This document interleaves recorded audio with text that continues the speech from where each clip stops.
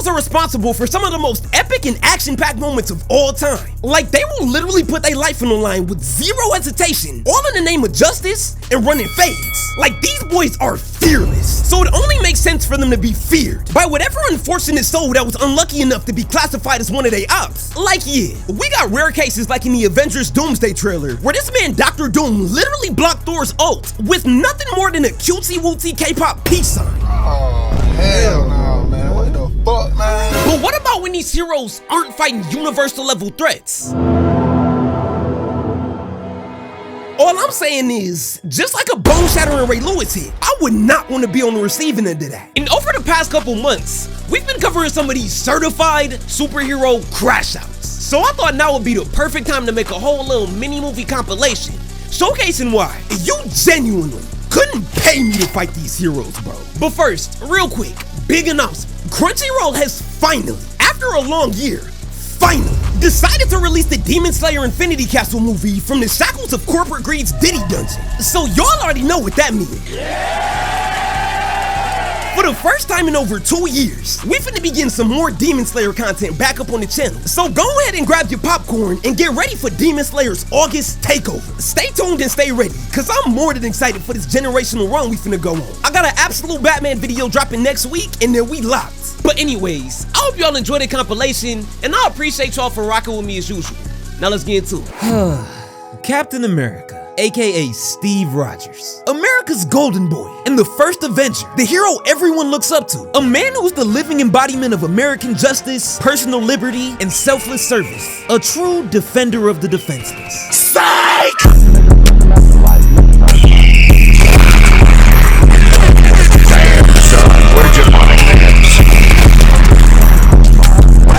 Yeah, nah, scratch that. Mr. I can do this all day has to have one of the best PR teams of all time, cause when you break it down, that boy bad news, he a menace to society.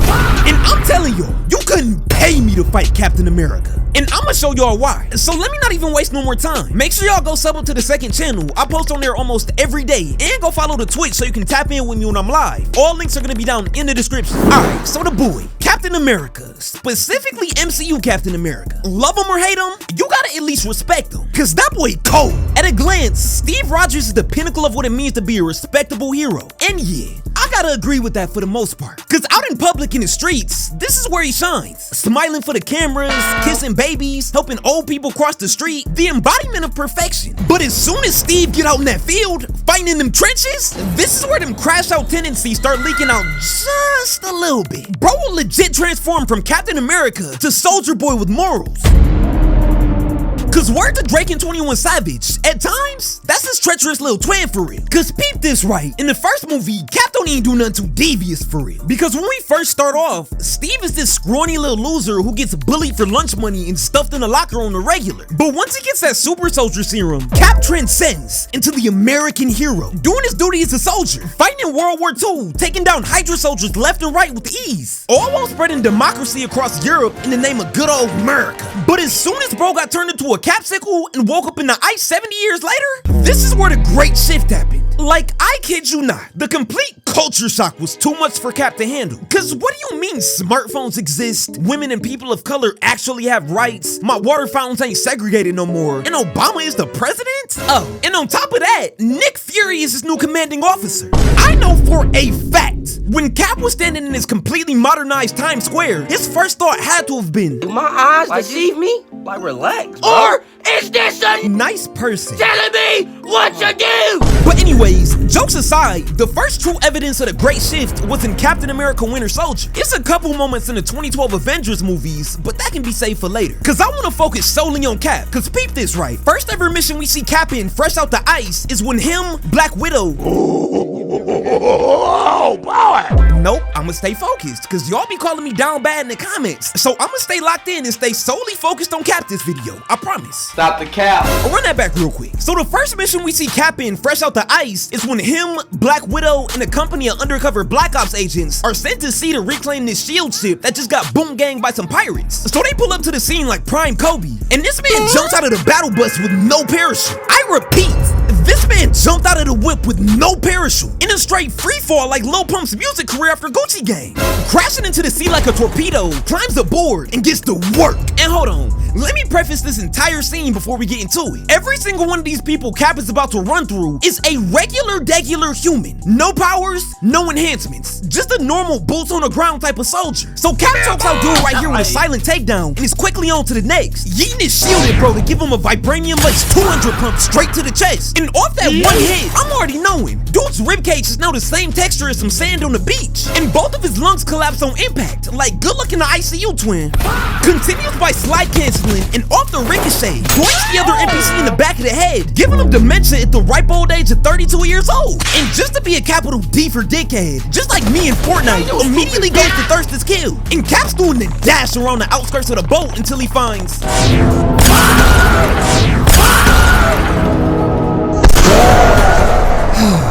we only a couple minutes into the video, and I could confidently end it right here if I so pleased. Cause Steve, what on God's green earth will possess you to do this, gang? Cause without a shadow of a doubt, that nigga's dead. Dead as hell. Yeah, nah, just for this sequence alone, I'm starting to kill count. And like I said earlier, this is a regular human, bro. Not only did Cap hit him with the front kick of doom, bro was operating on max efficiency, making sure to blow this thoracic, cervical, and lumbar vertebrae before sending him overboard. And these other two don't even get time to grieve they dead homie, cause Cap immediately sweeps low to get this man uppies, catches the right hook, put him on his ass, before ending him with this Batman Arkham finisher, and said, nah, don't think I forgot about you over there, Captain Baldy. Got dude's face looking like he was eating a jawbreaker, but he really finna be eating nothing but straight baby food and liquids for the next 10 months. But I'ma tell y'all this vessel of King Von still ain't done. It's 25 plus ops on board, and they will all be dealt with accordingly. So we cut back over to Cap, and Bro's in a full-on sprint, just trucking this poor soul off the side of the boat like he was prime Derrick Henry. And honestly, if you couldn't hear this 6 foot, 240 pound linebacker built that boy stampeding behind you, I'ma just say that's natural selection at work. GG's, bud. See you back in the lobby. But Steve, I'll be maxing out your insurance deductible Rogers ain't even give bro a second thought, and is already continuing his onslaught. One to the dome gave him 30 years of CTE and lowered his IQ to room temperature levels. Cause after Cap pins his boy to the wall like a boy band poster, he turns around and see that bro done up the UK special. Oh my God, bro. Oh, hell no, man. What the fuck, man? Yes, a knife against Captain America. You're so stupid! You are so stupid! And the only reason I'm reacting like this is cause bro, when is upping a knife in any form of media mid-fight ever worked? Outside of like John Wick or something, never. But back to the scene, Cap takes him down quicker than I'll take down Jenna Ortega if I ever got the chance. Type shit. Before yeeting that same knife at his boy who was trying to call for backup, sending him to bed early. And Cap's just Minecraft speedrunning through the ship at this point, doing whatever he wants in creative mode, just trying shit. Jumps down, gives bro a love tap to the forehead before hitting his third, I repeat, third backbreaker of the mission, making sure this dude and Walken don't ever appear in the same sentence again. And Cap just hits the Mark Jackson like, sir, allow me to have this dance. Pinballing these Poindexters with a 4-piece combo and I've got you in my sights. Hi, how are you?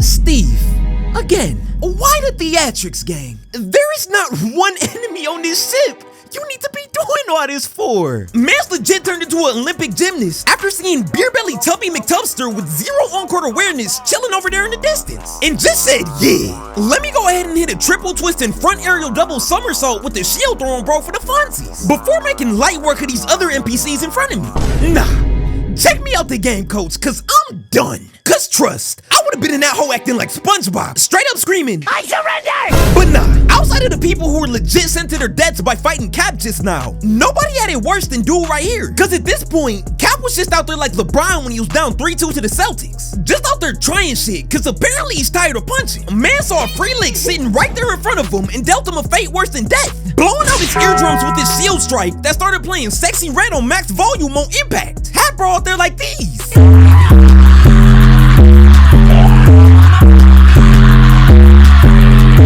So Cap starts hitting some hardcore parkour until he has sight of Batroc and his lackey in the control room, and they was just chopping it up until Watch out, watch out, watch out! Watch out, watch out, watch out! nah.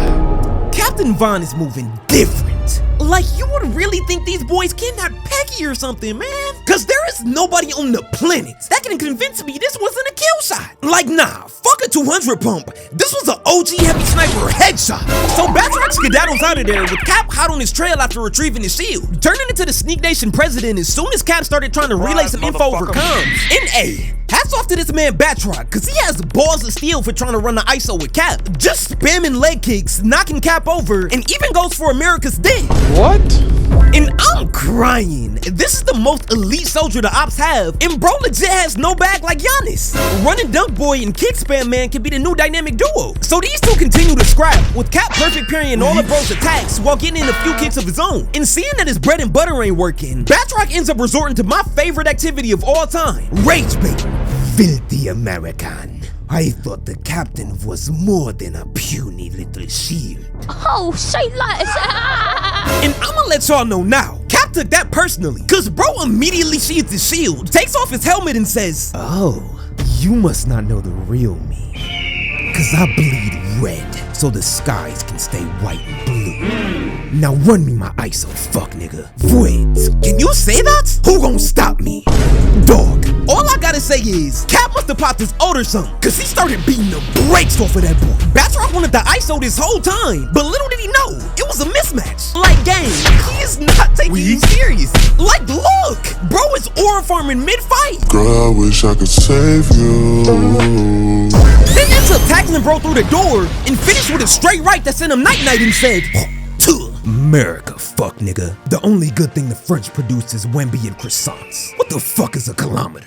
And yeah, do y'all wanna know what's crazy? Everything that we just went over happened in the first 13 minutes of the movie. And trust me, it gets even worse, cause y'all know the iconic elevator scene. Yeah, same movie. Bro, on me, I don't even think promises of a Bezos or Elon Musk level fortune could convince me to hop in the ring with Cap. So this elevator scene happened shortly after it's been revealed that S.H.I.E.L.D. has been heavily infiltrated and essentially taken over by Hydra. And this whole time, they've been lying to and gaslighting Steve almost as bad as my ex. And they even sent the hit out on Nick Fury, trying to hit that boy with his third strike to get him out of there via assassination attempt. So after figuring out the block was hotter than O Block at 10 p.m., Cap decides to skedaddle out of the compound. But before that boy can even move an inch, Rumlow and two of his grunts conveniently walks in, acting like they're headed to forensics. So as they're headed down, Rumlow starts chopping it up about some work jargon, when all of a sudden, Cap notices my light-skinned brethren in the corner, clutching pole harder than a Magic City stripper. And that was all the confirmation Cap needed, cause he knew, just like a Kaizen that loyalty test, he just got set up, and is now the primary target in the sting operation. And yeah, when I first saw this, I really wanted to be mad at this Jared Allen, the lights were too bright ass nigga sitting over there in the corner. Cause why are you being this obvious? Like, bro really thinks we can't see him. But for a second, I just had to put myself in his shoes. Cause imagine you chilling in the break room, eating lunch on a casual Tuesday afternoon, and your commanding officer walks in, puts his hand on your shoulder and says, "Hey Reynolds, after lunch, you've been assigned to a unit with me and 10 other guys to take down an on-site perp. I'm gonna need you on your A game today, alright, bud?" "Sir, yes sir. I'll make sure I'm on it." "So, who's the perp?" "Captain America." Yeah. At that point, they could have just Control-O-deleted my whole job contract on the spot. Cause there ain't a salary, insurance, or benefits package in the world worth fighting an unhinged Steve, I'll break all 206 bones in your body and have you eating from a tube Rogers. I'm out of there.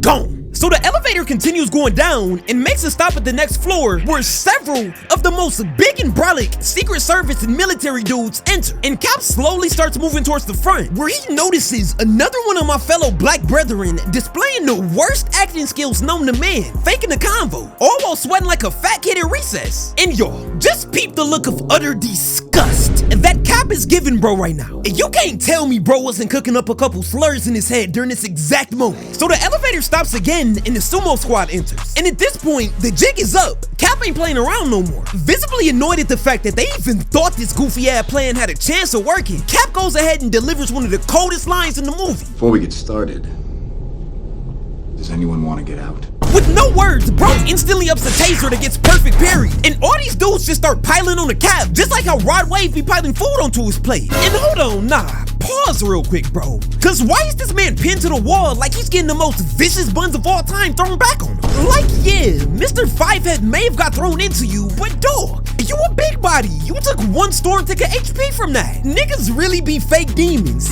Mans was actively trying to avoid going head to head with Cap at all costs. Like, bro, it's no hiding. We caught you in AK Ultra HD, but Cap wasn't going for that at all. Taking out bro's kneecap, hitting the throat chop of Doom, and got the other dude looking like Jake Paul after he got the sonic rings knocked out of him by Anthony Joshua. Discombobulated. Puts his size 12 reinforced steel toe boot to dog's sternum, shattering it, and then just gets to serving more combos than a Chick-fil-A employee during the lunch rush, before headbutting Mr. My 600-pound life and tossing him away like a used condom. That's half the elevator down. Rumlo's still up though, kicking the wrist they were able to cuff to this metal beam, and that motherfucker got more suction than an Ash Cash video, so it's no getting out of that. And Rumlo tries using his handicap on Cap to his advantage, but Oh my goodness, Valentine! Whoa, no! proceeded to hit the most egregious airball of all time. Legit got this man hitting the Shador. They told me bust out my AP, perfect timing.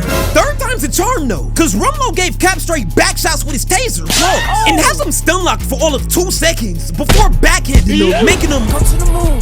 Hey, go to the moon. crashing face first into the security cam. And again, mind you, every single individual in this elevator is a regular human. Hey, the Hellcat and military benefits can kiss my ass at this point. Honorably discharge me with the quickness game. But anyways, these two tried to Troy double smash and Cap, but Steve just countered, making bro shock his homie just like Hassan be doing his dog. Goes aerial to hit this double kick like he's Tai Lung or the Dragon Warrior. That's 2 more bodies down. So the light skin comes rushing in, only to end up with a broken wrist, a herniated disc, and a lifelong membership to Captain America's Backbreaker Club. Cap jumps up to break free from his cuffs and starts going to work until it's only him and Rumlo left alone to run the ISO. And nah, Cap really got this man copping the plea, hitting the Adam Warlock emote like, Don't be rash. I'm crying. This is really how niggas be when you uphold. And just like me, if I ever got a chance with Ice Spice, bro ain't last a minute. So Cap aura farms to finish, stomping to retrieve his shield while surrounded by a pile of bodies. So bro ends up hitting the emergency stop to finally open the elevator, just to be greeted by the Chicago convention. Straight switches and drakes all pointed at his face, with all of them screaming, Merry Switchmas! So Cap hits a quick Xbox 360, slashing the elevator ropes with the shield, sending himself into a freefall, and jumps out the V to finally make his great escape. And I could continue to talk about the Winter Soldier movie and the rest of the peak in it, but Cap is a completely different individual when he has to pick on somebody his own size. Wouldn't even fit the vibes of the vid, so I can do that separate. But another example I want to cover real quick is in Age of Ultron.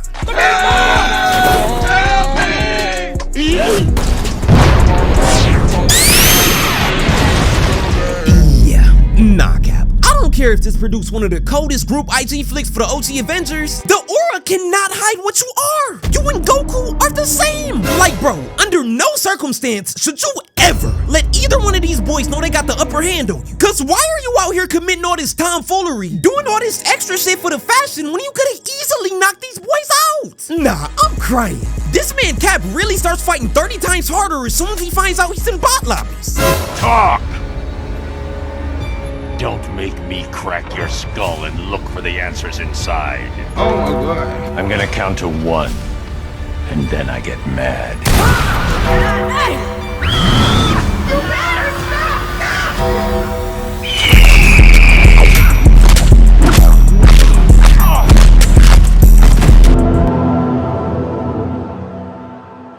Chat, I just want to let y'all know, if I wanted to, I could easily end the vid right here. Cause man, what? The entirety of the Wayne fortune could be on the line, up for grabs. And my mission objective to obtain this generational wealth could be to simply step in the ring and box with Batman. And I'm telling y'all, I would genuinely choose putting the fries in the bag over running an ISO with Bruce. I'll methodically break every bone in your body, Wayne. Cause Batman's an absolute nightmare to go against. A literal crash out down in the Cape and Cow. This is somebody that you fight under no circumstance. This is somebody you shoot. Sir, shooting him didn't work. He's back at full health. Huh? Wait, what do you mean shooting him didn't work? You shot between the plates in the tri-weave titanium coated armor like I told you, right? Yes, sir, but He just tanked it point blank, popped the stem, then proceeded to make sure 30 of my best guys would never walk again. Yeah, nah, let me correct that. This is somebody you knew. But what can I say, bro? Despite all of these unhinged tendencies, somehow Batman has a better PR team than Dolphins. Either that, or people just don't give a fuck. Cause Batman is one of the most popular modern superheroes of all time. From his blockbuster films, countless number of video games, merch, TV shows, you name it, Batman's got it. Because he's him. He's legit got it all. Like, I guarantee, if you find any little kid and ask them who their favorite superhero is, there's a 50% chance he says Batman. Cause when asked this question, there's only 2 correct answers someone could possibly give. Everybody knows that every real nigga's favorite superhero growing up was either Batman or Spider-Man. Me personally, those 2 are tied for number 1. Any other answer is wrong. Hey, I ain't make the rules, I just follow them. Argue with your mom. Cause this is exactly how somebody looks talking about my favorite superhero is Hawkeye, or The Thing, or Aquaman. Oh my God, bro. Oh, hell no, man. What the fuck, man? And for the love of God, please do not let me hear any one of y'all boys saying, well, Huncho, my favorite hero is Superman. Cause when somebody tells me this is legit my only thought. He could only have gotten that idea from Benjamin Netanyahu. Oh, E equals MC squared ass hero. But anyways, mini run aside, I wanna go ahead and talk about what is quite possibly one of the most terrifying renditions of Batman to date, Arkham Batman. And we can't talk about Arkham Batman without talking about his interrogations, if you can even call him that. If you're lying, I'll break the other one. The other one. And I don't wanna hear nobody talking about oh, Batman could never get that information out of me. Nigga, yes. Yes the fuck he can. Cause are you stupid or are you dumb? Hey, call me what you want, but if I'm getting pressed by Batman like these, trust, I'm singing like Mike Jack. You might as well put my name next to snitching in the dictionary. Like, bro, some of these interrogation sequences in the Arkham series are legit some of the most creative and brutal things I have ever witnessed in my entire life. I kid you not. Batman probably has whole brainstorming sessions sitting at the back computer thinking of new ways he can creatively torture these criminals, bro. Cause peep this. In this scene in Arkham Knight, Batman's chasing down his armored APC in the streets of Gotham because he thinks the Arkham Knight is in it, blowing it to smithereens, causing it to do Simone Biles backflips into the side of this building, just to find out he fell for the hezzy, cause it's not the Arkham Knight he was chasing, it was just some random no-name NPC. So Batman grabs this grown man from the wreckage, hoisting him in the air like an NBA Finals trophy. And I don't know who bro was feeling like this day, cause this capital D for dumbass gets the bright idea to taunt Batman like, how does it feel to be chasing the wrong guy, Bats? Look at this dude. And you can just tell this pissed off Batman, cause bro put his size 13 steel toe reinforced bat boot straight to this man's sternum yelling, the Arkham Knight, where is he? Whoa, calm down, Jamal. Don't pull out the 9. But bro was not budging, so Batman just says, I bet. You don't want to do this the easy way? Say less. And gets to tapping on his wrist to remotely reverse park the Batmobile onto this man's cranium, crushing bro's skull with this 6,000-pound tank while revving the engine to back it up on bro. Pause. And Batman's really pushing that no-kill rule right now, cause one little slip up and that nigga's head is finna be squished like a watermelon. Like, I can only imagine the amount of mental trauma this man is going through right now. Just look at him. Ran through 16 million different pathways of your life, and somehow you ended up in the one timeline where Batman is practicing BDSM torture techniques on you. So like any sane person would in this situation, man starts singing like Mariah, telling Bats all the info he needs. And you would think Batman would let him off easy after that, but nah. You're done. There's no way out of this one. You wanna play stupid games? Well, now you got the knee of a 240-pound grown man obliterating your throat and skull, sending you night-night early. Gave bro a guaranteed lifetime dose of CTE and mental trauma in the process. And the crazy thing is, in these situations, you could legit be in full compliance from the second Batman sees you. But regardless, Brucey Boy's gonna make sure he slimes you out like a Drake song. Cause guess what? This man is a sicko. He enjoys this. You can just hear it in his voice. Cause in most of these interrogations, bro already has a quippy one-liner on standby. Please don't lie to me. I only just got Riddler's last informant's blood off my face. Oh God, no. I'll tell you everything. That's what I wanted to hear. I promise you, there there's no worse career path than being a criminal in Gotham. Cause it don't matter if you're a run-of-the-mill thug or some big shot in Batman's rogues gallery. This man will put the beats on you like he's in FL Studio regardless. Dangling you upside down off the edge of skyscrapers, having your spinal cord hitting acute angles, or giving you 2 lower levels of brain damage just because he felt like it. And I'm dead ass when I say this. If Batman catches you doing something as minor as loitering, or God forbid littering on the street, trust, he will be beating you within a 0.5 millimeter of your life. Notice how I didn't say an inch, cause that's too gracious. If this ain't the biggest motivation to turn your life around and become a model citizen, then I don't know what is. And at this point, we all know that Batman's notorious for having a no-kill rule. But that's just code for yeah, I won't kill you, but that don't mean I won't Minecraft speed run your ass into bankruptcy from all these medical bills you finna get. Batman's just like a barber. Anywhere his face being handed out, he gon' be there. Alley-oop smacking your bitch ass into the pavement. Oh, and did I mention that Batman is an advocate for equality? Cause he believes in equal rights and less, no matter the gender. And it don't matter if Batman's in a 1v1 or a 20v1 like he's in one of those pop the balloon warehouses. Batman's standing on business, just running through groups of dudes like an evil light skin. Like these guys could be common thugs Joker pulled off the streets, militia trained soldiers, or even fucking ninja assassins, bro. It's always light work, no reaction. Delivering bone crushing haymakers, seamless joint dislocating counters, 360 roundhouse kicks, literally any form of violence. Batman has mastered it, doing all of this tomfoolery for the funsies while taking on more guys at the same time than Bonnie Blue. Like y'all, just listen to each and every one of these blows and tell me how a regular human being is doing this.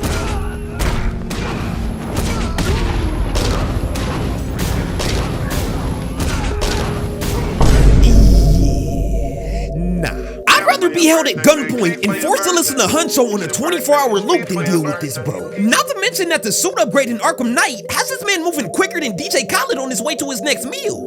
Lucius Fox has gotta be performing godlike miracles inside of Wayne Tech R&D, cause there's no way in hell Batman should be able to tap into the Speed Force, legit freezing time, making everything go in slow-mo to beat his ops. And let's not forget the cape now, cause with one little press of the circle button, Batman will have you trapped in the stun lock of doom, beating the brakes off your ass like Ip-Man while your homeboys can't do nothing but watch. Like, come on. Even the Chug ain't bring you back to full HP after some of these beatings, bro. And it's really crazy because the Arkham Batman games are definitely one of my favorite video game franchises of all time. And the free flow combat system is essentially the model that all modern games are using today. But it's funny to look back at Arkham Asylum and go all the way to Arkham Knight just to see how from game to game, Batman kept getting progressively worse and even more unhinged in his methods. A prime example is the environmental takedowns. Like, look at these environmental takedowns from Arkham Knight and tell me how anybody is feasibly surviving this.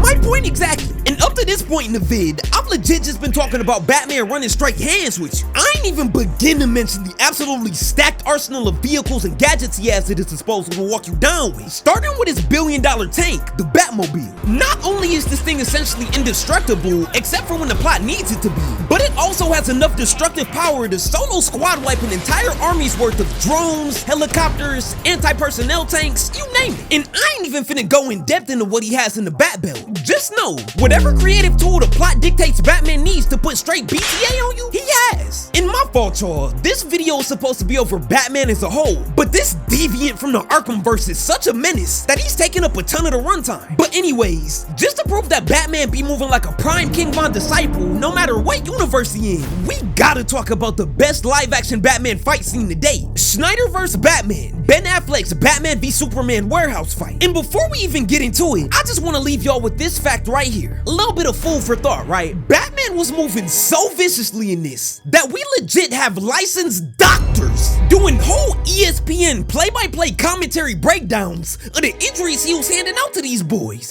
So the scene starts off like this. After squabbling with each other and settling their differences, Batman and Superman come to the agreement that in order to stop Lex Luthor, they'll have to work together to deal with two problems at once. Superman is tasked with pulling up on Luthor to stop whatever he has planned with his Kryptonian ship, while Batman has to go save Superman's mom, Martha, from this abandoned warehouse on the outskirts of Gotham, which is heavily guarded by a ton of Luthor's hired mercenaries. So Batman pulls up in the V, hopping out of the whip with malicious intent to floor below these boys. just kicking in the window, knowing he finna get active like P90X. So we cut over to the mercenaries who just got word that the $1 billion Batwing has just entered their airspace. And they're visibly terrified, cause they know that only means one thing. This demon of mass destruction and bodily reconstruction is on his way. And this version of Batman ain't new. He been in the game for 20 plus years, so he got a crazy rep. All these goons know that when it comes to Batman, was a serial killer who bragged about killing people, and he professed and confessed to be a demon. He was dead, bro. If he wanted you out of there, he'll go do it himself on feet by himself. And just look at these idiots, bro. They might actually be slower than Rakai. Cause I kid you not, you would legit have to have a sub-zero IQ to have straight switches and drakes pointed at the front door. Cause when has Batman ever used the front door? Bitch, are you dumb? Stupid. We are talking about the same walking nightmare who's notorious for sneaking through air vents, floor grates, dangling niggas from gargoyles by their ankles, and clearing out rooms of completely armed guards without even being seen once. But for some reason, these buffoons expected Batman to waltz through the front door on some Darren McCain type of time and talking about some, hiya fellas, how's it going?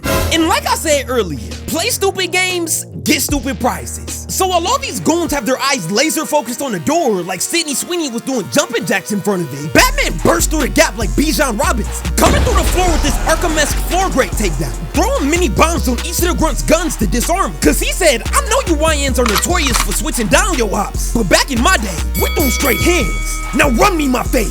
So while this idiot is shooting at Casper the Ghost, Batman impales his right thigh with the bat claw, stringing him up like a birthday pinata and gets to work, dropping down on Dog, dislocates his elbow in a nanosecond and says, sir, may I have this dance? And using the grunt's broken arm to spray down his ops with an AR-15. But wait, Huncho, I thought you said Batman doesn't kill. I did. And well, this one does. So do y'all remember how I said Arkham Batman was moving like a King Von disciple? Well, Snyderverse Batman actually is a King Von disciple. His right-hand man, Satan's greatest soldier. Cut back to the fight, and Batman uses the bat claw to stab this man through the shoulder, and gets on his Mortal Kombat Scorpion type of timing saying, get over here! You stupid bitch! Hit this man with the 200 pump that was so hard, he went flying across the room down into the Diddy dungeon. So backup arrives, and this guy decides that he'd rather blow up his entire squad than run the ones in hand-to-hand combat against Batman. And I'm not gonna hold you, while that might not be the most ethical decision, I get it, bro. But y'all already know, Batman was not finna let that fly. Hit this man with a kick that left him with a twitch, and you would've thought this nigga was streaming. Sending him flying directly in the room, causing both of these boys to go tumbling, and the grenade to fall back into the room, and damn. Double homicide. And Batman doesn't even look back to confirm his kill, cause he's just giving out belt like karate in this motherfucker. Weave into a spine-shattering WWE body slam. Have fun never walking again, buddy. And y'all, just look at bro right here's face. This is the look of a man who's questioning every life decision that led him up to this point. Bro does not want smoke, especially considering the fact that Batman's either bulletproof or these boys just have worse aim than stormtroopers. Cause Bozo 1 and 2 here, as soon as they run out of bullets in a clip, instead of, I don't know, reloading, these boys decide to up the UK special on Batman. The Batman. You are so stupid! I genuinely don't know how many more times I can reiterate this, bro. It's just natural selection at this point. And these two dummies are so irrelevant, Batman just treats them like some leftovers, saying, I'ma save y'all for later. Blitzes this other dude and proceeds to hit a whole Insomniac Spider-Man finisher on Dog. Cracking this man's cranium on his wooden crate, turned this nigga into an acute angle. Grapples that same box. And my lord, Batman, what is your shoulder routine, big bro? Cause there is no way this should be humanly possible. It yeets what I'm estimating to be at the very least a 100-pound box and pause right here, cause damn, he really about to rock my shit. Hey, add another body to the kill count, cause half this man's brain is genuinely splattered on the wall like a Jackson Pollock painting. This dude ends up disarming Batman, so now it's a 1v4 prime Tfue solo squads type of fight. Straight hands. And Brucey Boy is moving with max efficiency. Nothing but perfect parries, Arkham counters, and critical hits. Treating these boys like straight fodder until he makes this dude somersault flip into a whole face plant. And I have no idea what Lex Luthor is offering these guys as payment, but there is nothing on this world, besides maybe like 5 minutes with Ice Spice, that could have got me on this strike team where we finally had the mega me, or potential, to fight Batman. Check this out. Dreadhead must have thought he was an NFL linebacker or something trying to tackle bats. But nah, dummy. Tasted straight concrete. Into the 1/8 ground pound of straight death and despair. Bro, even point blank bullets to the skull weren't enough to stun like Snyder vs. Batman. And the reward for this guy's bravery? An arm, pointing in the complete opposite direction. And y'all, I promise I'm not glazing, but like I've been saying all video, Batman is quite literally jump resistant. These two caught him lacking, and now he's laid on the ground like a picnic blanket, defending for dear life. And you would think in a situation like this, the thugs will be at a clear advantage. Perfect parry, perfect parry. Full counter into an elbow straight to the face. And this dude finally managed to catch Batman slipping, delivering a kick to the chest, and old boy stabs him in the shoulder. But I'm here to tell y'all, that little stab to the shoulder was the equivalent to poking the bear. Something you should never, I repeat, never do. Cause this just pissed off Batman, activated his Spartan rage, and got to walking these boys down. Literally. And I'm really starting to feel bad for Brown Jacket, cause he's been on the receiving end of the worst of a lot of these attacks. And that stab turned him into public enemy #1. Batman's looking at bro like he's the one who killed his parents or something. Pinned this man to the wall like a boy band poster, then Uno reversed the stab right into his chest. Like, dog, when have you ever known Batman to shoot somebody, let alone stab one of his ops? On me, I would have been waving the white flag because I surrender. Sub me out the game, coach. So old boy tried saving his homie from Batman's wrath, but instead he just got some dental bills added to the medical bills that were already lined up on his account, then just gets tossed into a Hall of Fame brick wall. And how does that one famous saying go? Hell hath no wrath like a Batman scorns. Cause bro took that one little stab wound from earlier personal. And yo, Batman did this nigga so grimy that the movie didn't even show it on screen. Yeah. Pour one out for my dog. R.I.P. gang. So Batman clears out the rest of the warehouse, explosively saving Superman's mom, while simultaneously adding 20+ bodies to his kill count. And I don't know, if this ain't enough evidence to convince you that Batman is somebody you should fight under no circumstance, then I don't know what is. And the crazy thing is, I didn't even mention Absolute Batman. Evil Empire, laughing all the way to the Alright y'all, Spider-Man Brand New Day is scheduled for release at the end of the month. And the more trailers, teasers, and sneak peeks they release about this film, the more I'm convinced that Brand New Day is gonna have the mega me, or potential, to finally dethrone Sam Raimi's Spider-Man 2 as the best Spider-Man movie of all time. And to say I'm excited for this movie to drop is an understatement, bro. So I thought now would be the perfect time to talk about everyone's favorite webhead and show y'all boys why you genuinely couldn't pay me to fight Spider-Man, bro. And I know, a lot of y'all may be thinking right now, wait, Huncho, Spider-Man? The dude that's dressed in red and blue spandex is always joking around with these quippy one-liners and is always helping people? The friendly neighborhood Spider-Man. That guy? And to answer y'all question in one word, yes. Cause yeah, you're right, Spidey may be the neighborhood hero, but just like Batman, if he catches you doing anything wrong, this man will not hesitate to hit your ass with that friendly neighborhood finish. Like, beep this. Apa yep yep.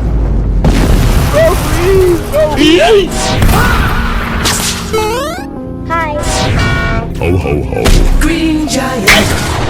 What I need y'all to understand about Spider-Man is that he is in a perpetual state of holding back. Like, whenever he's in a fight, he is never, I repeat, never using the full extent of his strength, purposely nerfing himself with combat debuffs for the greater good, cause if he didn't, shit'd get wicked real fast. For example, right, in a Superior Spider-Man run in the comics, Doc Ock is this weak, frail, and dying old man, but bro devises a sinister plan to cheat death. So this man Doc Ock essentially Freaky Friday's Peter, forcing both of them to do a body swap, putting his mind in Spider-Man's body and vice versa. Fast forward a little bit, and Doc Ock in Spider-Man's body finds himself in a 1v1 ISO against this punching bag of a villain, Scorpion. So Doc Ock swings with all of the strength in Spidey's body, and the force of this straight right was so strong that it literally knocked Scorpion's jaw clean off his body, basically toilet pumped this man, ending the fight in one punch, no sight time. And fear immediately creeps into Doc Ock's mind, cause he's just now coming to the realization that after all these years, after all these encounters with Spider-Man, he's been staring death dead in the face numerous times without even knowing it, knowing that if Peter truly wanted to, he could have killed him at any given moment. So now that it's established that Spidey holds back on the regular for the greater good, what happens when someone pushes Spidey to the edge like Vert, and he decides to loosen the reins, stop holding back, and fight like the rent is due? Yeah. Y'all gonna wanna buckle up for this, cause we gonna get to one of my favorite moments real soon. But first, we gotta talk about an absolutely unhinged Tom Holland in Spider-Man No Way Home. So earlier in the movie, the Green Goblin sent Aunt May to the gulag on some rest in peace, Aunt May, she got hit by a bazooka type of timing, and Peter is understandably devastated, cycling through the 7 stages of grief constantly from this point in the movie on. So fast forward to the final fight in the movie, and the Green Goblin plants a pumpkin bomb inside of Doctor Strange's mythical cube. And the explosion from it was so strong, it essentially levels part of the Statue of Liberty and causes MJ, who was on the scaffolding, to go flying off the edge, to her death if someone doesn't intervene. So Spidey immediately jumps into action, going to go save his girl, cause there's no way in hell he finna let her get Gwen Stacy. But as Peter's falling towards her, literally within fingertips reach, out of nowhere, the Green Goblin blindsides this nigga like an NFL quarterback, essentially signing MJ's death warrant in the process. Like, yeah, we as an audience know that Andrew ended up saving her, but correct me if I'm wrong, I don't think Peter was able to see this as he was being forcibly flown away squabbling with the Green Goblin. And if it wasn't for this confirmation scene right here, all of Peter's actions were gonna be based on the assumption that this vile man in the same movie has slimed out both his Aunt May and the love of his life. So all gloves are off. And at this point, even though Peter knows that MJ is safe, that don't matter. You still killed my auntie, so regardless, I want you dead.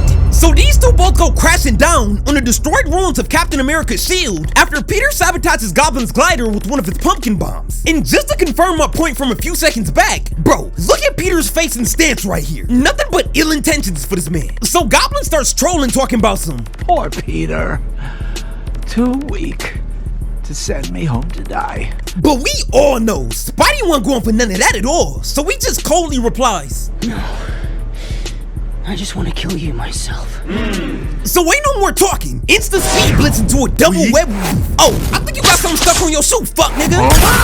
High Heavy got this man looking like a Neanderthal. Then Spidey just shows off his Anthony Edwards vert, leaping into the air for this Skyfall ground pound that was so powerful, it literally left the NBA YoungBoy size dent in the metal. And hey, I'm telling y'all right now, if that punch would've connected, it would've looked like a Mortal Kombat finisher. No BS. So seeing that Spidey ain't playing around no more, Goblin ups the UK special from his left wrist, doing his best Team of Wolverine impression, and just gets to slinging and slashing like a horror movie villain. But Spider-Man is Weed Nation certified, literally acrobatically ducking and dodging out of the way of everything, before delivering a mean body blow that I'm already knowing has this nigga's liver singing like Mariah. And y'all, it's just straight fisticuffs, all gas, no brakes, and despite taking a few hits, Spidey's putting on a masterclass, disarming Goblin, webbing his face into a violent knee, then takes this man to prom saying, sir, may I have this dance? Making the Green Goblin curtsy and bow like a good boy, before leaping over him into a front flipping, spine-shattering Batista bomb. Like, oh my god, chat, he's cooking! So with Goblin on 1 HP, bro doesn't even have the stamina to block or defend, so Peter just gets to wailing on him repeatedly. Right, left, right. Each blow sounds more vicious than a car crash. And y'all, just look at Toby and Andrew. You can tell they both were collectively thinking, damn, broski wildin' a little bit, ain't he? Maybe we should intervene. So after beating the brakes off of Green Goblin, Peter finally decides, you're done. There's no way out of this one. Retrieving Goblin's glider, ready to recreate the ending of Sam Raimi's 2002 Spider-Man in the present day. But as Peter's mid-swing, delivering the killing blow, Toby steps in at the last second, stopping him, just staring at him intensely, without a single word, just saying, no, this isn't our way. And all I'ma say is, the Green Goblin better be thanking the sweet Lord Jesus that Toby was there to save him. Cause if he wasn't, yikes. And technically, Peter was still holding back in this fight, even though he was bloodthirsty with the intent to kill. Cause he wanted to go slow, make the Goblin feel pain, fear, and regrets, all as he was slowly and methodically beaten towards his death. But y'all, that was just a live action example. In the comics, it gets even more dark, bloody, and violent, cause an unhinged Peter Parker might just be worse than Satan reincarnate. And one of my favorite examples of this happens in the Amazing Spider-Man 542, back in Black Run. So someone's hired an assassin to off Peter Parker and his loved ones. And as Peter, Aunt May, and Mary Jane are chilling at home, Peter's spider senses start tingling. And in the very next second, a heavy sniper bullet flies through the window, aiming to dot Mary Jane, putting her on a t-shirt. But Peter's able to Tuesday slide her out the way to safety before impact, avoiding a catastrophe, but turns around to an equally horrific sight, realizing that the bullet intended for Mary Jane has hit Aunt May instead, and has her laid out like a first day of school fit. So in a fit of rage and grief, Peter darts out the front door, speed blitzing Aunt May sniper yelling, "No more, no more, no more!" Hurling a full-size Jeep Wrangler across the county at this nigga, demolishing the sniper's vantage point. But Peter's full wrath is gonna have to wait, cause his senses kick in, telling him that the assassin shouldn't be his main priority right now. It's the well-being of Aunt May. So MJ scrambles towards the phone, frantically calling 911. But Peter knows by the time they get here, Aunt May will be dead. So without a second thought, he scoops up Aunt May, ferociously web-swinging her at max speed to County Memorial Hospital. So fast forward a little bit, and Peter and MJ have Aunt May booked in a hospital under her maiden name, May Riley, out of fear for another attempt on her life. Cause quick side note, this story takes place immediately after Marvel's iconic Civil War, where Cap and Iron Man came to blows. And at the beginning of it, Peter unmasked himself to the entire world, so everyone knows he's Spider-Man. A visibly broken and distraught Peter knows that even though he wants to, he can't stick by Aunt May's side. Spidey has to leave everything to MJ and the doctors, who are doing everything they can. And the only two things he can do right now are to wait and to hunt down the bastards who even thought they could even dare lay a finger on his family. Down in the iconic black suit, essentially sending a message saying, "I won't stop. I can't be stopped. Not until I find the people responsible for shooting May. So I will find them. And when I do, I'll kill them all." And I just want to let y'all know, this ain't the Venom symbiote that Peter has right now. It's just a regular black Spider-Man suit. And Peter putting this on is basically the equivalent of a nigga lacing up some black forces. Cause from this point on, Spidey is gonna be on nothing but straight devious timing and treacherous activities. An S-tier menace to society. He said, "Y'all boys crossed the line, so I ain't playing by my normal heroic rules no more. Somebody getting switched." So as MJ watches Aunt May from behind the hospital glass, she gets a call from Peter. "How is she?" "Peter, it's not good. She's still in intensive care right now, but May, she's relapsed into a coma. Life support's the only thing keeping her alive right now. We're hoping her body will recover, but the doctors say we should be prepared for the worst." And of course, Peter's in full denial saying no. May's a fighter, she'll get through it some way, somehow. She always has, so this time will be no different. And this line right here is how y'all should know this comic run is wicked. Cause even the writers got MJ co-signing Peter putting these boys in a coffin. She knows there's nothing to do with the hospital except wait and cry. So in the meantime, he might as well get active. "Peter, are you okay?" "No. If I'm being honest, I'm a long fucking way from being okay, MJ. But at least I have something to do now. Otherwise, I think I just ripped my own eyes out. One thing's for sure though. Before this night ends, you'll be seeing a lot more people being admitted into the hospital."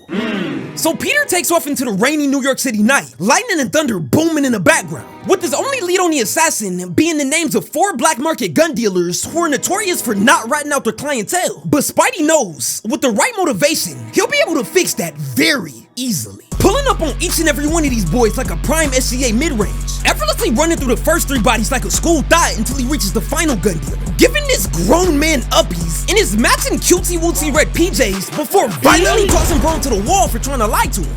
"You sell guns intended for one thing only, to kill people from far away, because like you, the people who buy your shit are cowards. Too afraid to get in close." So Spider-Man proceeds to press this man like a burger, getting up close and personal, all up in this man's grill. And this goon must have thought that Spidey was just on some good cop, bad cop type of routine, and cockily tries to call out his bluff saying, "Oh yeah? Cut the crap. If I don't, what are you gonna do about it, bub? Turn me into the police?" "You're wasting your time, buddy. We both know I'll just be out by the morning." But little did broski knows, Spidey was on his Thanasis Antetokounmpo, cause he did not come to play. Just flinging this nigga out the window with no hesitation. Really got this man looking like he belongs on Cardi's Diamond album cover as he screams for his life. But right before the goon could be turned into twins with some tumbucket slop, Spidey webs his ankle, lowering himself down invertedly to the man he just struck the fear of God into, saying, "Wanna ask me a second time what I'm gonna do about it?" So of course, bro starts singing like he's in High School Musical, telling Spidey all the info he needs until he lands on the name of the man he was looking for, Jake Martino, an elite freelance hitman who's built a rep doing the dirty work, taking on the jobs that nobody else would. But the goon Spidey just interrogated said that Martino was untouchable. Well, he's about to get touched. What do you mean by that? Y'all, no BS, this is legit what the comic panel said. Hey, Spidey, all I'm saying is, you might want to reword that game. Unless you're trying to catch some diddler allegations, which I'm pretty sure you're not, so yeah. But But anyways, to get info about the whereabouts of Jake Martino, Spider-Man temporarily hijacks a police car to gain access to the records, pulling up Martino's file and eventually tracking him down to what he found to be now a completely cleaned out apartment. But since Spidey broke a window to enter, the building's landlord heard the ruckus and came upstairs to see Spider-Man standing there in one of his vacated units. This landlord does end up being useful though, telling Peter that Martino had left about 30 minutes ago, headed to Grand Central train station, which makes complete sense, cause a hitman with multiple weapons looking to leave the city quickly couldn't just board a flight where they x-ray your luggage. It's then when Spidey learns that 2 other people are after Martino as well. So Spidey realizes, in some hilarious turn of fate, someone has hired a hitman to take out the hitman, looking to shut up Martino for good. So bro bolts to Grand Central Station to find Martino before they can, but Peter realizes there's one big problem. He has no clue what Martino looks like, or where bro's even going for that matter. So just like he opened the FanDuel app on his phone, Spidey decided it was time to make a gamble, boldly showing himself all across the station, operating on the assumption that since this dude just tried to murk Spidey's whole family, just the mere sight of him will cause Martino to panic and react big time. And yo boys, the parlay hit, cause as Peter intensely focused his Spidey senses, he got a sharp tingle, letting the predator know he's just found his prey, immediately locking on to an absolutely shocked Martino saying, "Got you." Oh, fuck. So Baldy turns on the jets, immediately making a run for it. Good. Run. I want you to run.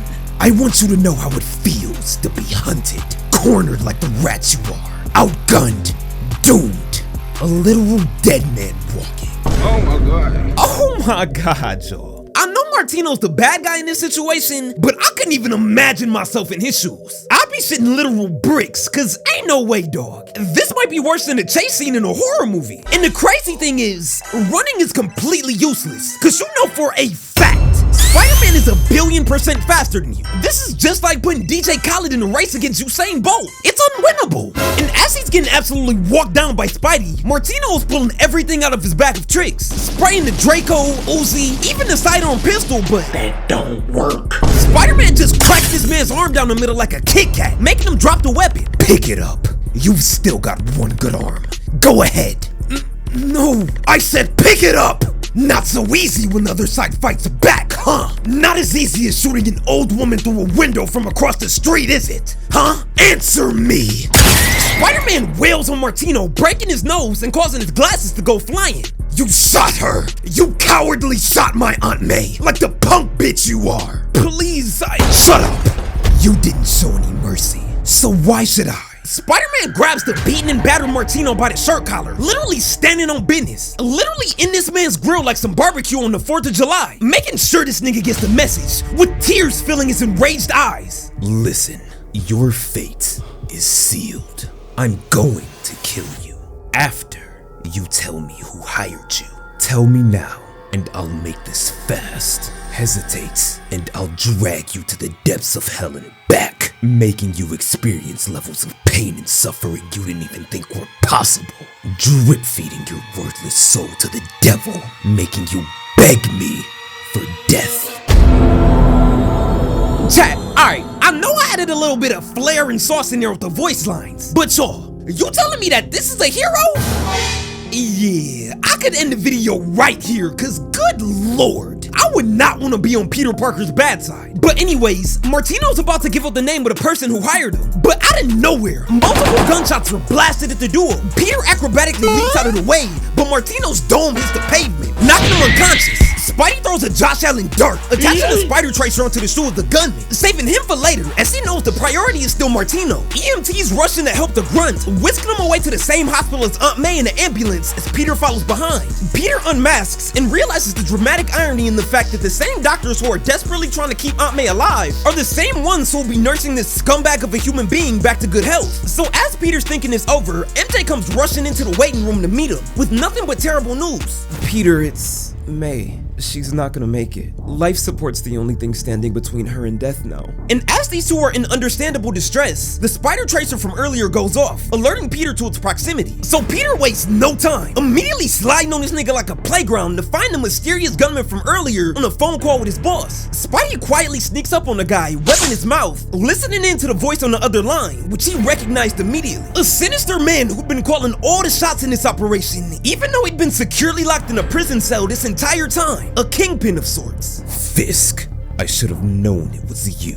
Well, hello there, Mr. Parker. And what may I do for you on this fine evening? There's only one thing you can do for me, Mr. Fisk. You can die. Not want to handle business in front of MJ or the hospital in general, Peter dashes off with Fisk's goon, web swinging away into the dark New York City night until we cut over to an ominous scene. And y'all, hold on, time out real quick. Just to recap everything Spidey's done up until this point in the vid, we got this man on aggravated assault, battery, attempted murder, extortion, numerous other threats, and overall, just being a violent, carnage, thrill-seeking maniac. But guess what? It's not enough. Cause I kid you not, this man Spidey literally said, Thank y'all for taking on this ride with me. You know what? Here go 2 more for y'all. Let's add kidnapping and torture to the list. Cause we got underground to the sewers to find this goon webbed upside down, hands behind his back, surrounded by rats. Yes, a whole gang of Tekashi 6ix9ines. Feral rabies-infested rats, bro. Oh my god. Yeah, nah. Spider-Man is a demon.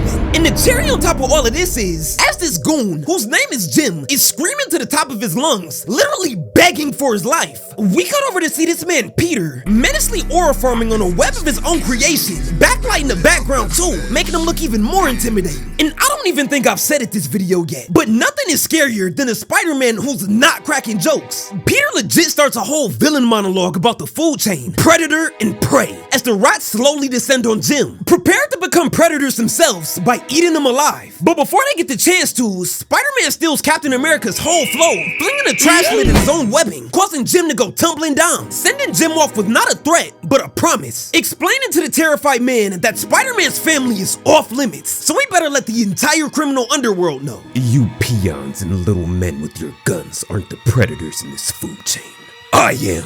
And at this point it's clear, we might as well call Spidey a dispensary, cause he wanted all smoke, pulling up to the prison holding Fisk that same night. And we find out that before Peter pulled up, Fisk cut a deal with the guards to look away and don't intervene in anything, just for the night. Inside the prison in an instant, every cell door flung open, causing heaps of inmates to go stumbling into the common area, not knowing they were about to witness a clash of the heavyweights. Fisk confidently walks through the halls of the prison, donning his all-white suit until he hits the spotlight, as a bloodlusted Spidey closes in on his location. And bro, niggas do anything for a fit pic. Bro's trying his hardest to aura farm when we know good and damn well some unfortunate soul is getting their goonies beat down by Big Tyrone and a black hammer 3 cells down as we speak. But hey, anything for the image, I guess. But anyways, with the thunderous crash and the inmates surrounding them, the two finally face off with Spider-Man saying, "End of the road, Fisk. You, me, right now." And as Kingpin towers over Spidey, he tries rage baiting him, but it's to no avail. He's just met with the cold death stare of the webhead. So Kingpin continues his Hall of Fame rage bait, calling Spidey a chump and just endlessly yapping, just pushing this nigga's buttons like a PS5 controller, until Kingpin brings up the one name he shouldn't have. Aunt May. In an instant, Spidey taps into the Speed Force, hitting Fisk with a brutal barrage of devastating blows that were so fast that Dave Blunt's albino twin couldn't even react. Spidey had enough, and Kingpin still doesn't realize how much danger he's in right now, because Peter is relentless. Real demon home, pussy. Spider-Man is in his flow state, beating Fisk to a pulp, making the crime lord look goofy, all without saying a word. Well, you said you were coming here to kill me. Are you here to fight? Or dance, bug boy? Say something, damn you! Alright. And y'all, before we even get into it, this moment right here has skyrocketed its way into my favorite Spider-Man moments of all time. Cause what Peter does next is stone cold. He explains to Fisk that the black suit he's wearing represents a promise of everything he said he would and would never do. Lines he said he would never cross. So he understands why Fisk is confused. And as he's burning a black hole-sized glare in the Kingpin's soul, he says, "Listen here, you 2-bit blundering bald bitch. Spider-Man isn't here to kill you." And as he begins to rip off the mask and costume, Peter just says, "I am." That's what I'm talking about! That's why he's the MVP! That's why he's the GOAT! The GOAT! Hey chat, when I say this, no glazed, but ooh, talk to that nigga Pete. My boy talking spicy! And I'm just sitting there on the sidelines coaching like, Bro, go at him, he got asthma! Go at him, he got asthma! He got asthma! So Peter speed blitzes Kingpin, delivering a jaw-breaking straight left and a nose-breaking face to the palm before putting this man through the concrete. Spider-Man has descended to a whole nother level. He's so locked in that the crowd of prisoners surrounding them have dissolved into nothingness in his mind. Right now, there's nothing but him and Fisk, who at this point, he doesn't even consider to be a man anymore. No, that title's reserved for those who deserve to live. What he's seeing in front of him right now was nothing but Walmart's biggest competitor, a target. And as a bloodied Fisk tries collecting himself, Peter gets on his Rio the Young OG, straight shit talking, telling Fisk he's nothing. He talks big, but in truth, he has no real power, or powers for that matter. At the end of the day, he's just a bald fat man with an attitude. An enraged Fisk dashes at Spike, but bro just Ultra Instinct weaves out of the way of the giant with ease, turning into Shohei Ohtani, swinging for the fences. Straight up 200 pumping Fisk right in the face, causing the giant to go tumbling to the floor. And as the crime lord struggles to even get a sentence out, Peter yells at him to get up, Fisk. I'm not finished. I said get up! I can't. Peter said, bet. You can't stand up? Then I'll make you. Lifting this rod wave-sized man up with one hand but a blubber of his chest, and channeling the inner powers of the ancestral African parents, Spider-Man begins to slap and slap Fisk repeatedly, embarrassing the man in front of every inmate in the prison, before lifting him up again saying, listen, here's how it's going to happen. Prying open Fisk's mouth, jamming his wrist between the man's teeth. I pour a stream of webbing deep into your throat, all the way down into your lungs, filling them completely. The only way to remove it surgically would be to cut out your lungs, which couldn't possibly be done before you run out of oxygen. I could turn your entire respiratory system into one big solid chunk of useless tissue and webbing, and it would only take me 3 seconds. Spidey begins to slowly count down from 3 as the surrounding inmates watch in horror. Cause nah, this man is a villain. Cause bro, what? But Peter tosses away the crime lord before he finishes, much to the confusion of Fisk. If you're gonna kill me, just get it over with. Oh, don't get it twisted. I'm going to kill you. But I didn't say I was going to do it today. You see, I've learned something from you, Fisk, about cruelty and timing. Today, I've done something far worse than killing you. I've killed your image. Every man in this room saw me beat you to a useless pulp. So again, in the cruel twist of fate, here's how it's going to happen. The moment my Aunt May dies, I'm coming back for you to finish what I started. And you know the funny part? There's nothing you can do to stop me. No matter where you are, I'll hunt you down, come to you, and count 1, 2, 3, and then you'll be dead. I swear to you on my life, on her soul, on everything, you'll be nothing but a 500-pound blubbering corpse. You ordered her death, so it's only right your life ends when hers does. If I were you, I'd start praying to God right now. But to tell you the truth, even God won't be able to save you from me. That boy bad news, he a menace to society. Yeah, there is genuinely no amount of money in the world that you could pay me to get on Spider-Man's bad side. Turned one of the friendliest heroes of all time into a flat-out bloodlusted supervillain. If y'all want to see more vids like this in the future, let me know, and I got y'all, cause this was fun as hell to make. Me and Batman back by popular demand. Alright chat, so normally I don't spin back to part 2s this quickly on the channel, but this Dark Knight Deviant, aka Batman, has so many unhinged moments that I literally could not wait to get back into it and show y'all why you still genuinely couldn't pay me to fight Batman, bro. Especially considering the 6'9", 421-pound walking monstrosity we got up first on the list. Absolute Batman. And yes, you heard me right. In this universe, Batman literally has LeBron James type of height at 6'9" and weighs as much as a third of Dave Blunt's 421 pounds of pure muscle. And when I first picked up the Absolute Batman series, I just thought this would be another run-of-the-mill, darker Batman type of story with a minor twist or two. But nah, this is my one rule about the Absolute Batman universe. Everything you think you know about Batman, go ahead and throw that shit in the dumpster next to Wemby's title chances. Are you used to $1 billion Batman? Well, let me introduce you to Blue Collar Brucey Boy. Cause in this universe, Darkseid's hate for Batman is so strong, he literally dealt this man the horrendous fate of putting the fries in the bag. The demons, they're after me. They watch me, they're in my head. The demons are in my head. Because Bruce Wayne, yes, the Bruce Wayne, has a job. Multiple, in fact. not only is Batman not a multi-billionaire with limitless resources in this universe, but instead of both of his parents getting popped like a pain pill in Crime Alley, getting sent to the gulag early, in this rendition of Batman, it was only Thomas Wayne who got murked at the Gotham City Zoo. Bruce's mom Martha is alive and well, living to see Bruce into adulthood. But regardless, the canon event that makes Batman Batman still happened. And y'all boys, I know I said Arkham Batman is probably the scariest Batman to go up against, but hey, after reading this, Absolute Batman might be worse. And y'all gonna see why. So we jump into Absolute Batman story to find out that Alfred, instead of being the Wayne's loyal family butler, is this badass, rugged MI6 military type of mercenary. And Jim Gordon is mayor of Gotham, who's calling a town hall meeting to directly address the threat of Black Mask, who leads the ruthless gang of Havoc Wreckers known as the Party Animals. And y'all boys, these thugs, masked up in high-tech shiesties, are so violent, so vile, so vicious, that they are single-handedly responsible for raising the murder rate in Gotham by 700%. You need to leave. Chat, I didn't stutter. 700% in Gotham!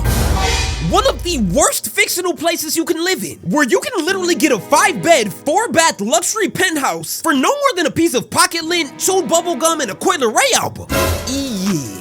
Nah, I would genuinely choose being homeless over living it up in Gotham, cause ain't no way, dog. But anyways, cut back to the scene, and the Party Animals have town hall surrounded, cause they see a perfect op. And you said all these high-ranking officers and officials are gonna be gathered in one place? Bet. Then we finna air that motherfucker out like some Febreze. So they flashbang the spot, busting in with straight switches and drakes, popping Mayor Gordon with one shot out the AK, while everybody else in the crowd is frozen in horror, cause they're all coming to the realization that it might be GG's. They might be cooked. But what the civilians and Party Animals didn't know is that Bruce Wayne is just donned the Batman mantle, aura forming in the sunset, and is about to pull up like prime Jalen Brunson. So in a nanosecond, these dudes are yeeted back from the front door, and it violently slams shut. So the police regain their bearings, and of course they're confused, so they're just like, what the hell was that? And Barbara Gordon, who's just a regular beat cop in this universe, cracks the door open to check, just to see Batman standing there, and he coldly says, whatever you hear, do not open the door. Fuck.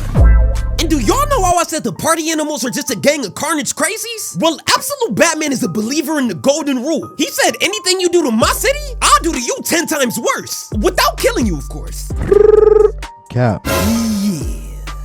These Party Animal thugs just got dealt a fate worse than death. And this whole time, Alfred's scoping out the scene from his vantage point, watching this all play out. So the Party Animals that Batman yeeted earlier look up, just to see bro hanging inverted from town hall, menacingly. So this dude empties the clip from his little Uzi, no vert. But nah, that's baby food twin, cause this version of the Batcape is built different, literally. So real quick, in this universe, Bruce as a child was a prodigy, a genius. And for a school science fair, he was able to make this cloth-like material that could turn solid and pretty much take any shape he wanted. And Bruce used this concept to make a portable bridge, something that could be very useful in disaster relief efforts. So as he transcended into adulthood, he improved on this concept even further, turning this material into his cape. So not only can he glide like usual, but this material lets Batman weaponize his cape on command by using the origami-like interconnected tethers to create all types of things like spikes, whips, a shield, the list goes on. And y'all gonna see how creatively he uses this in a second. But anyways, these boys continue to spray at bats, but he just pops smoke.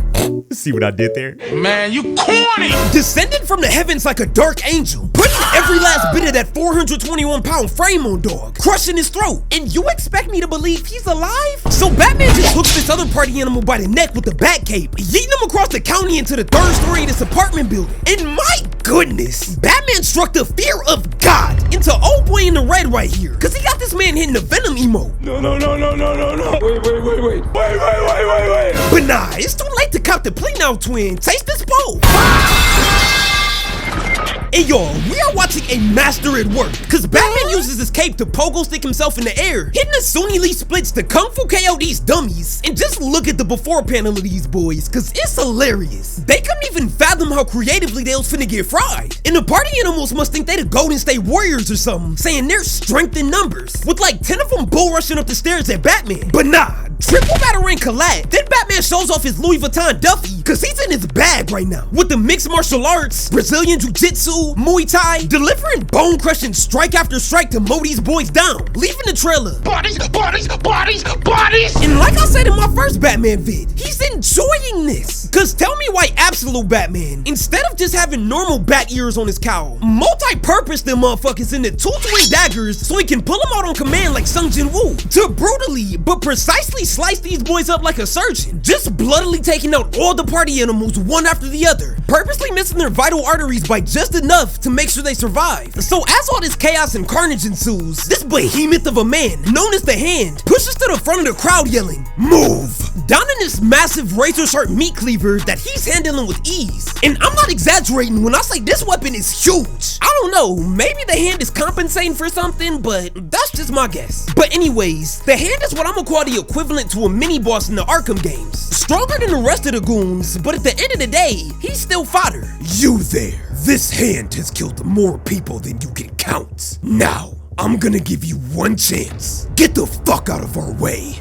And y'all, let me just bring it down 2 notches for a sec. Cause after this line, I am more amazed at the fact that Batman was able to hold it in and not visibly laugh in this man's face. And I'll give it to the Hand. You've been playing in the G League with the bums, so you think you like that. This was a historic aura gamble that ultimately failed. Cause as soon as Batman saw that humongous meat cleaver the Hand was toting around, he was just like, alright, bet. You see this bat symbol on my chest? I ain't just toting this around for the fashion, gango. Then takes a metal pipe from the bat belt, removes the bat symbol from his chest, and connects them to reveal that this actually doubles as Kratos' motherfucking Leviathan axe. Bro, this man Batman was really on this Central C Lil Baby type of timing, saying we can go band for band, M for M, axe for axe. What's up? Handy Boy roars forward, but in one foul swoop of pure unadulterated pettiness, Bat social distanced the Hand's hand from his body with no effort. And as the Hand bellows in pain, Batman says, I hear they can reattach them sometimes. There's a hospital 3 blocks south of here. Or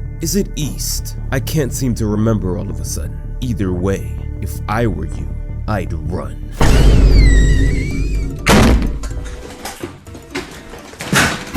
Yeah.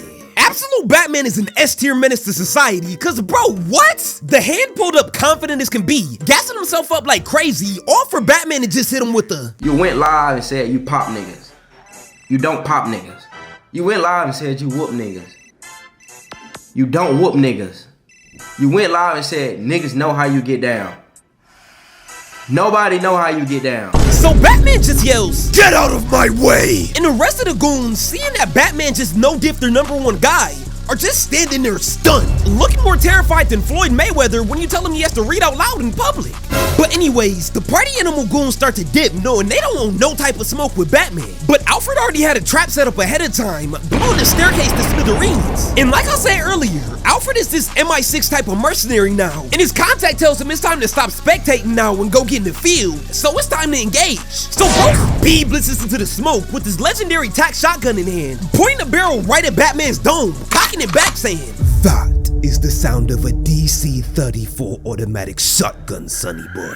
One of only 3 in the world, and it could have your brain splattered across the sidewalk before you could even blink." But bro, how many times do we have to teach you this lesson, old man? Alfred just spectated in 4K what happens to someone when you try to press Batman. But for some reason, it didn't click in his head to think, that's a real nigga right there. I'ma go in, but let me keep my distance, cause he's dangerous. But even with the shotgun to his dome, Batman was completely unfazed, just continuing to examine the party animal mask. And as soon as he noticed Alfred behind him, he just said, "Shut that weak shit up."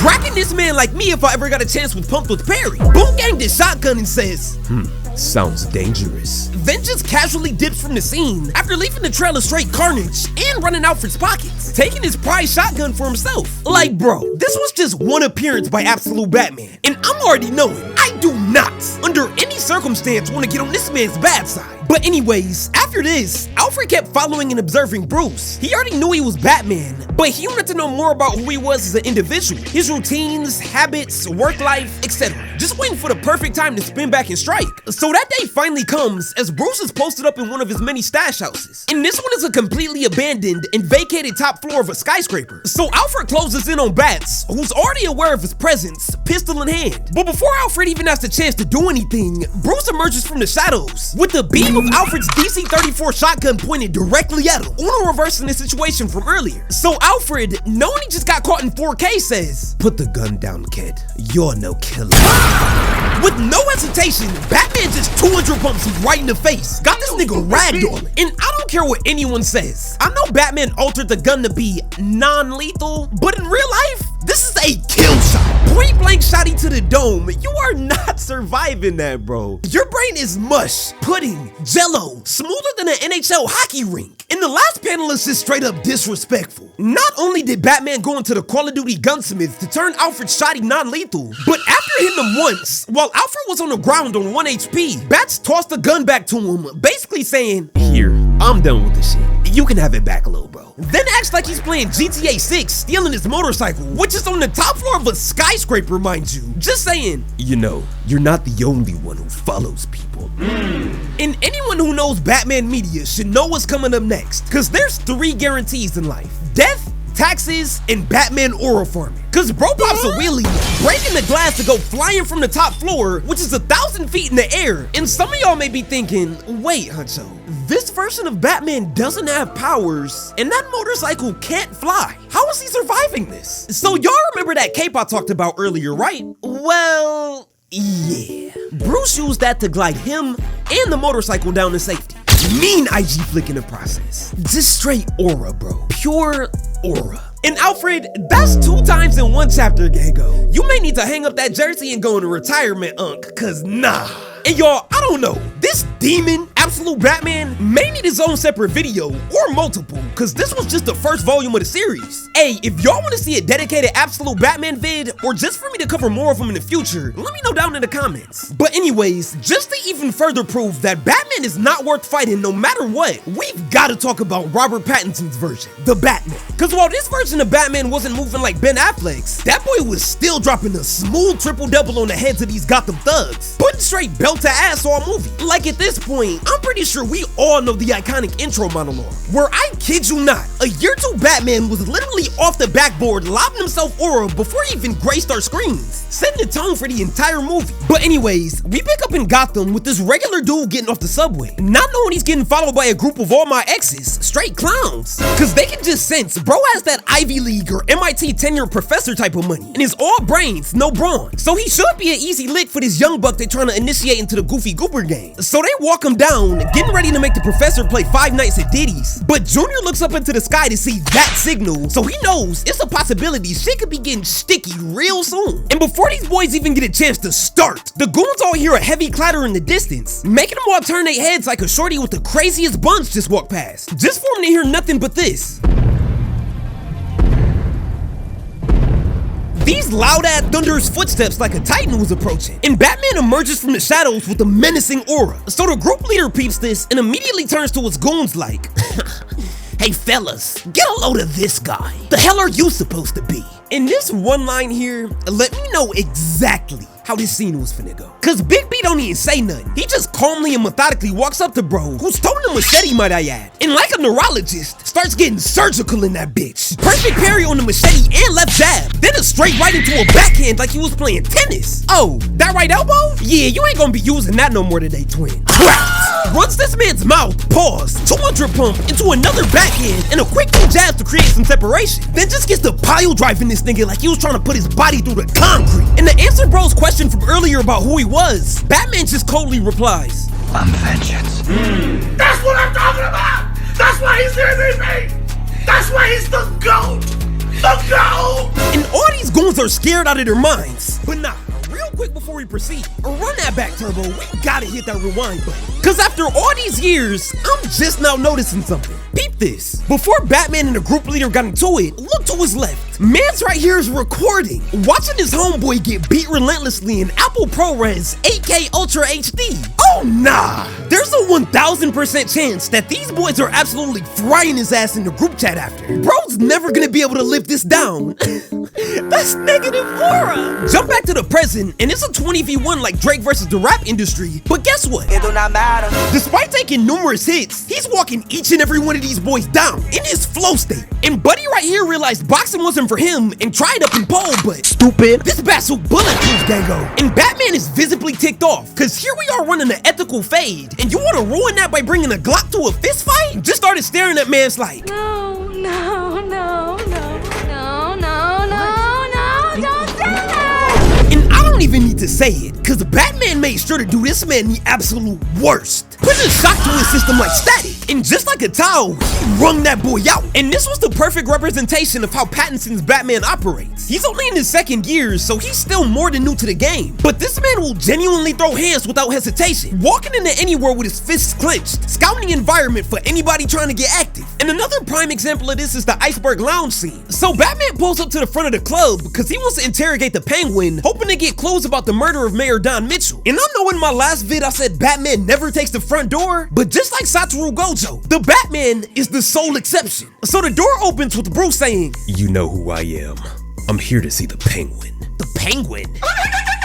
Buddy, this ain't Antarctica. I think you got the wrong location by a couple thousand miles. Now get lost, freak, before that little suit gets stained with blood. Mine are yours. Laura gambles without hesitation, then proceeds to line these boys up and dot their asses like an exclamation point. That's 2 bodies dropped, walking in the spot like he owns the place. And Big B knows he's bound to get full court pressed, but he's more unfazed than Kobe. Buddy right here grabs Batman's shoulder just to get introduced to a fist, elbow, quick disengage, and to literally get his ass kicked. Bro tackle throws Bats into a Javante Davis straight right, stun locking him. But after getting this one hit in, just like a prime gunner in Lil Baby song, the guards would never recover. Dome shot got balled and ragdolled. And this guy right here?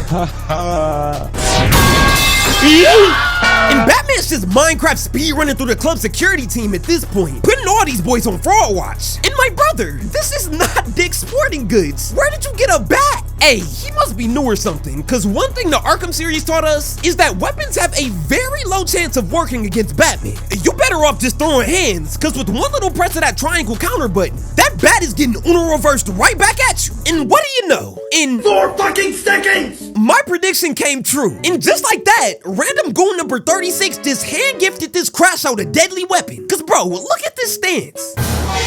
But I'm supposed to believe Batman doesn't kill. Yeah.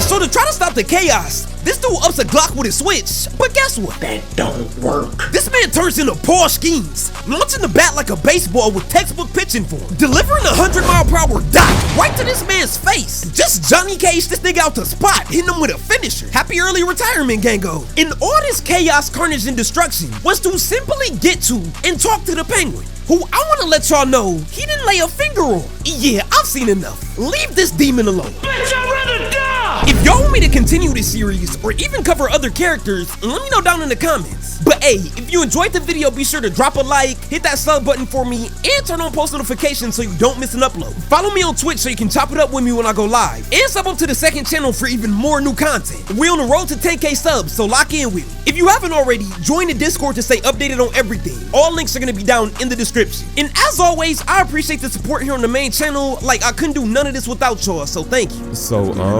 yeah, I'll see y'all next time. Be smooth.